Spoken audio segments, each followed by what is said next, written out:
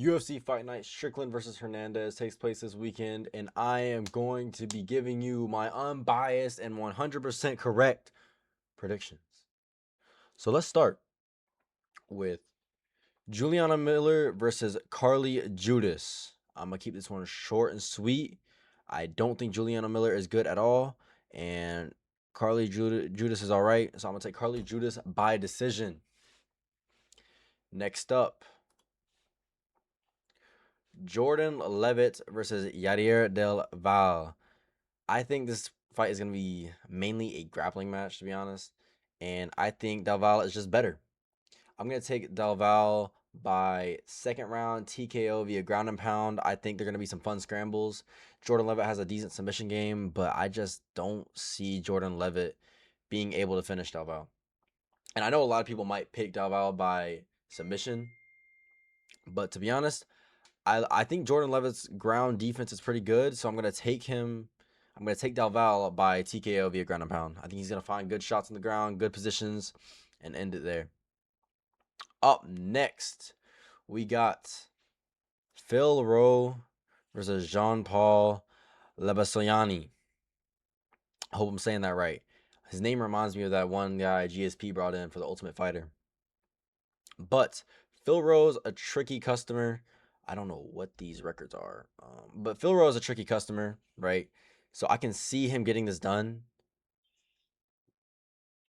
but I just don't think he has the IQ to really push the pace when he needs to.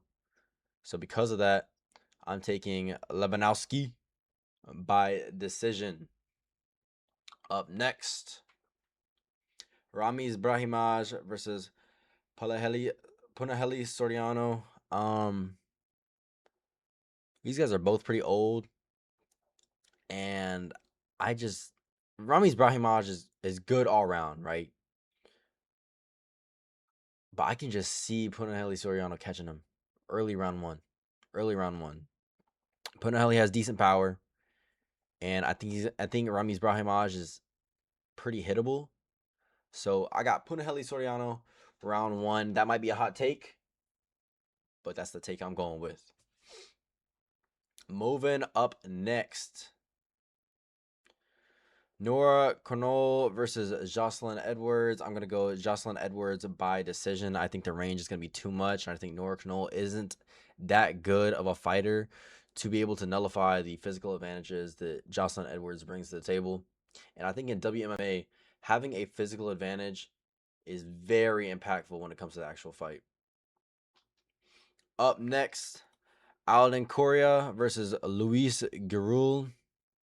Now, Luis Garul, he's a good scrapper, you know. He's tough. He's tough and he's a fun fighter. But Alden Correa actually has talent. This guy's a teammate of Joshua Vans. No bias here, right? No bias. But this guy's actually good. Fun striking exchanges, well-rounded on the ground. I think he's gonna easily handle this fight by decision, and I think we're looking at a future contender in Correa. Up next, Ode Osborne versus Alabi Idris. Now, I didn't really watch this season of The Ultimate Fighter, so I don't really know too much about Idris. But from the highlights that I have seen, he looks good. He looks good. But Ode Osborne has been fighting consistently decent competition, and he always has that finishing ability. So, hot take, my underdog pick, Ode Osborne by TKO round one. I think he's going to catch him and end up finishing him on the ground. Up next, now this is going to be a banger. I can see this going either way. Shidi Njokuani versus Carlos Real. Man, this could be a round one KO either way.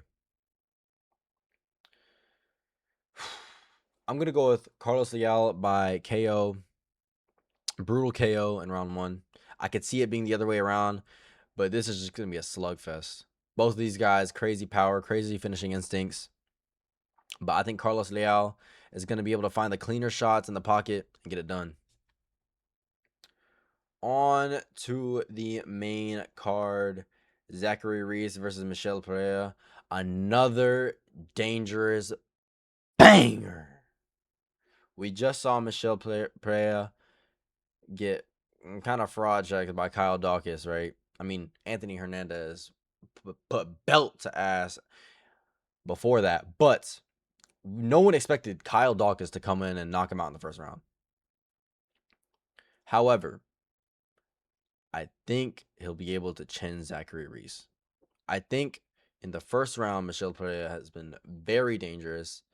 And even though in the last fight he was a little tentative and it ended up getting him knocked out, I think Zachary Reese leaves himself open a bit and doesn't have the best chin.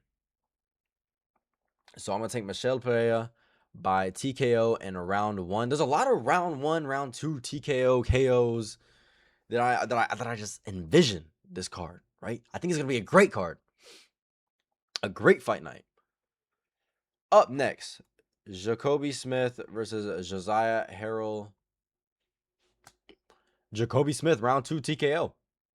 I think he's going to control him on the ground the entire fight, end up getting dominant position, and end up landing some big shots mid to late second round, and end up finishing the fight. This guy's dangerous, man. This guy's a future contender for sure. Now the cardio has been a question mark, but I don't think it'll get to the third round. I don't think we'll have to question that in this fight. So Jacoby Smith, performance bonus, dominant performance. Moving up to the ranked fight, Sergey Spivak versus Ante Delija. I think Sergey Spivak sucks. Genuinely. I think he sucks. Even on the ground.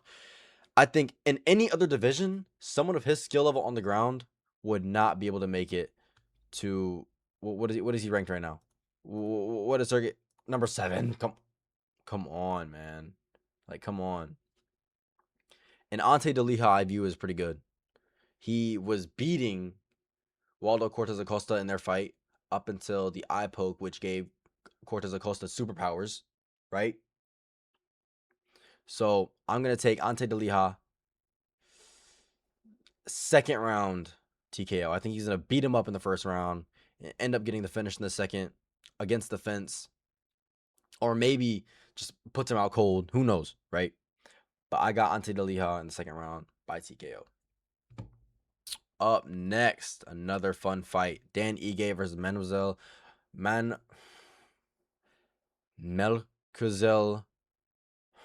this Acosta.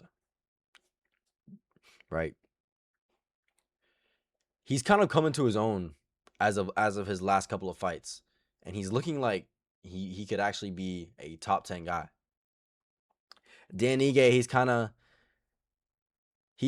the gatekeeper of the featherweight division, and I want to pick him so badly to win, but it's just like the guys like in that 12 and above the rankings, like above the fuck, I can't even fucking speak. But in that 15 range, that top 15 range, Dan Ige seems to really have trouble against him. He seems to destroy the guys that are unranked. But when he goes against that level of competition that he just can't reach, he seems to fall just a bit short. And I think he's also a little bit older now. So I'm going to take Melquizael Acosta by decision. I think his striking is very dynamic. He has the heart. He has the grit. He's pretty good on the ground as well. And I think he's going to outwork Dan Ige and just edge out a decision. Moving on to the co-main event. Jeff Neal versus Uros Medic. This fight is just weird to me. I think a lot of people are overrating Uros Medic and underrating Jeff Neal. Jeff Neal has fought very, very tough opposition in his last few fights and really his entire UFC career. I think he's very good on the feet, pretty good on the feet. But I think he's a level above Uros Medic. And I think he has that equalizer. Uros Medic has power as well. Don't get me wrong. But I think Jeff Neal really has that equalizer. And I don't think his chin is as bad as we think. I mean, his last fight against Carlos Prates was his first time getting knocked out. And it was a brutal spinning elbow. Now he could be a changed fighter after that fight, and his chin might not be the same. But I believe his chin will stay intact, and I think he'll be able to get into the pocket with Uros Medic and end the fight. I'll say in the first round. In the first round, in the pocket, TKO, brutal combination. Now the thing with Jeff Neal, we don't know what version of him is gonna show up on the fight.